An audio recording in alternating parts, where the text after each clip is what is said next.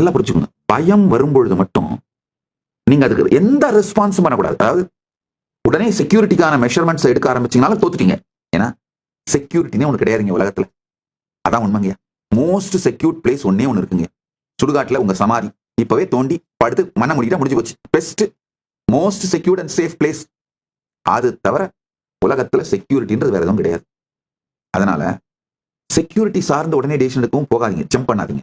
அதே மாதிரி நடந்தா நடக்கட்டும், போனா போட்டோம், அழிஞ்சு போனாதான் போட்டோம், வேற என்ன பண்ண முடியும், அந்த இன்னர் டயலாக் வச்சுக்காதீங்க. அப்படி இப்ப போனா போட்டோம், அழிஞ்சாதான் அழியட்டும், திருடு போனா போட்டோம், சொத்து அழிஞ்சு அழியட்டும், வேலை போனா போட்டோம், என்ன பண்ண முடியும், அந்த முடிவு எடுத்தீங்கன்னா, அந்த இன்னர் டயலாக் வச்சுக்கிட்டீங்கன்னா நெகட்டிவிட்டியை ஸ்ட்ரென்தன் பண்றீங்க.